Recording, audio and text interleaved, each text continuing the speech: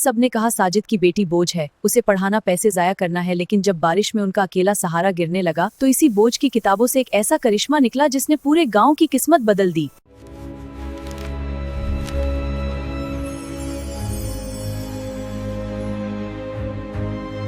बाहर बारिश का तूफान था और अंदर साजिद की उम्मीदें टूट रही थीं। उसने सोचा था कि मेहनत से घर बचा लेगा, मगर आज उसकी हिम्मत जवाब दे गई थी। सुबह का सूरज निकलते ही जमींदार अपना हिसाब मांगने के लिए आने वाला था। ये आखिरी वार्निंग थी, या तो पैसे दो या फिर अपना ये टूटा फूटा घर हमेशा के लिए छोड़ दो। साजिद की आंखों में मायूसी थी, मगर जारा की आंखों में कुछ और ही था। उसके पास कोई दौलत नहीं थी, बस एक पुरानी किताब और एक मजबूत इरादा।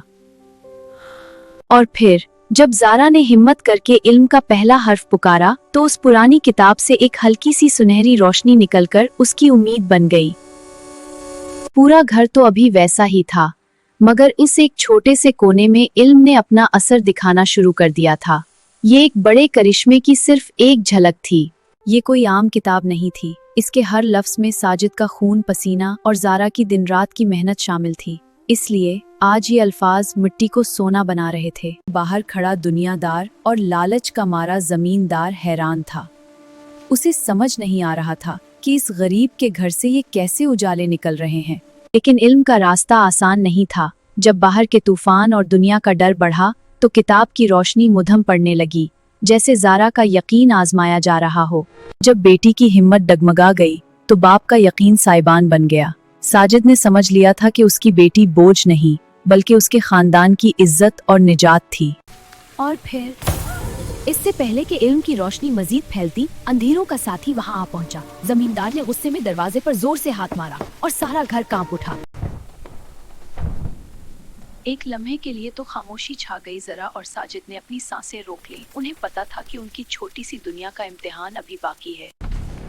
साजिद ने कांपते हाथों से दरवाजा खोला तो सामने लालच का वो पहाड़ खड़ा था जो उनकी छत छीनने आया था। उसकी आंखों में रहम का कोई निशान न था। जमींदार ने अंदर कदम रखा। उसकी नजरें उसी दीवार के छोटे से कोने पर पड़े जहां एक पुरानी किताब के अल्फाज मिट्टी को सोना बना रहे थे। उसकी आंखों में हैरत और लालच एक साथ नजर आए। जमींदार की हैरत लालच में बदल गई। साजिद, ये क्या जादू है?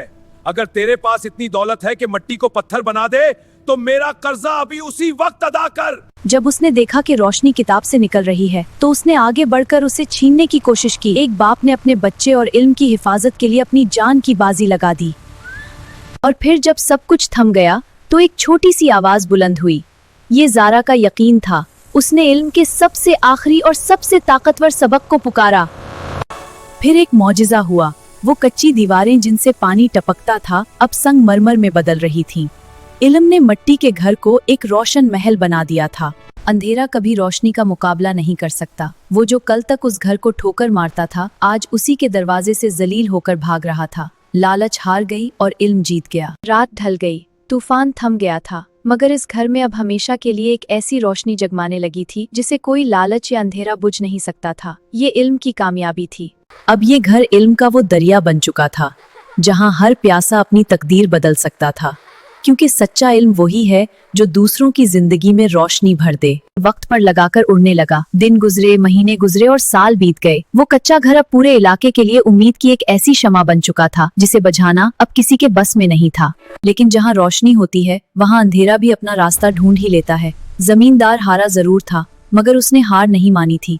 वो अब एक बड़ी साजिश के साथ वापस आ रहा था। जमींदार ने अपने नए साजिशी साथियों को भेजा। सुबह हुई तो एक अफसर दरवाजे पर खड़ा था। उसके हाथ में कानून की मेहर थी और उसका निशाना वो मिट्टी का घर था जो अब एक ताज। हुक्मनामा नाफिज किया जाता है। ये घर हराम की दौलत से नहीं, बल्कि इल्म की बरकत से बना है। कानून सबके लिए एक है, मगर अफसर रहम करें। अफसर ने जब घर के अंदर कदम रखा तो उसकी नजरें उस जादू पर पड़ें जो किताब से निकल रहा था। वो सख्त दिल अफसर भी उस रोशनी को देखकर रुक गया। अफसर ने नीचे झुककर किताब को छीनने की कोशिश की, मगर इल्म की हिफाजत करने वाली रोशनी ने उसे पीछे धकेल दिया। ये कोई आम किताब नहीं थी। जमींदार से अब बर्दाश्त न हुआ। वो गुस्से में खुद अंदर आया और अपनी छड़ी उठाई ताकि उस रोशनी को हमेशा के लिए खत्म कर सके। अंधेरा फिर से हमलावर था। साजिद ने बढ़कर इस जालिम का हाथ रोक लिया। आज एक मजदूर बाप अपनी बेटी और उसके ख्वाबों के दरमियान एक छत बनकर खड़ा हो गया था। पहलवानों आगे बढ़ो। जमींदार ने अपने दो पहलवानों को बुलाया। ये बड़े बड़े और मजबूत इंसान थे जिनको जोर आजमाई में हमेशा फतह मिलती थी। साजिद अब इनके सामने खड़ा था। साजिद को अपनी बरसों की मेहनत याद आई। वो हाथ जो ईंटें उठाकर थक जाते थे, आज उनमें इल्म और सच्चाई की ऐसी ताकत भर गई थी जो किसी पहलवान के पास ना थी। अल्फाज की ताकत बेमिसाल थी। जारा की किताब ने इल्म की ऐसी ढाल बनाई जिसे जबर तोड़ ना सका। सच अब खुद लड़ रहा था। भागो, ये कोई आम लड़की नहीं, ये जादू करनी है। पहलवानों क्या